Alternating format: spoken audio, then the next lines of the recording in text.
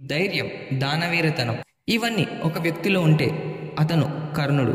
మహాభారతంలో ఎంత గొప్ప వాదాలు, యుద్ధాలు ఉన్నా అన్యాయంగా వంచింపబడిన కథ ఒకటి ఉంటే అది కర్ణునిదే. ఈరోజు మనం తెలుసుకుందాం కర్ణుని జీవితం, జననం నుండి యుద్ధాంతం వరకు.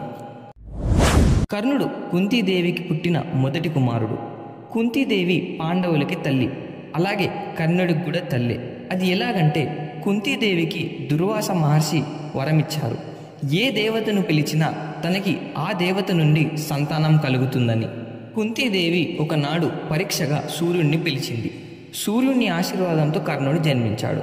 కానీ ఆ జననం అవివాహిత జననం కాబట్టి కుంతి భయంతో ఆ శిశువుని గంగా నదిలో వదిలేసింది.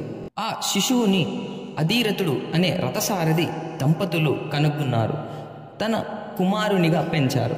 చిన్నప్పటి నుంచి కర్ణుడు ధైర్యవంతుడు, ఇంకా ధీరుడు.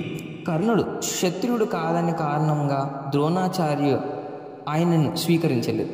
అప్పుడు కర్ణుడు పరశురాముడి వద్ద విద్య నేర్చుకునేందుకు బ్రాహ్మణుడిగా ఇంకో దారి లేక అబద్ధం చెప్పి విద్యని నేర్చుకున్నాడు.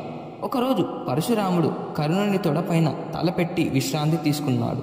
అప్పుడు ఒక స్కార్పియన్ కర్ణుడిని కాటివేసింది. కర్ణుడు మాత్రం ఎంత బాధ వేసినా అలాగే తట్టుకున్నాడు. అది చూసిన పరశురాముడికి అర్థమైంది ఏంటంటే కర్ణుడు ఒక బ్రాహ్మణుడు కాదని.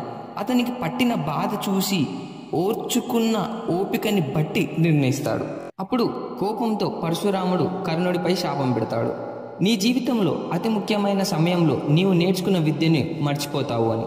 కర్ణుడు మాత్రం మహాభారతంలో దానం విషయంలో చాలా గొప్ప వ్యక్తిగా కీర్తిని పొందారు.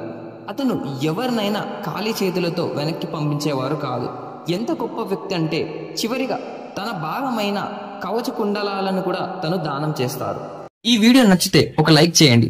అలాగే కర్ణుడి విషయంలో మీకు నచ్చిన విషయం కామెంట్స్ లో చెప్పండి. కర్ణుడి గురించి తరువాయి భాగం కోసం ఛానల్ని సబ్స్క్రైబ్ చేసుకోండి.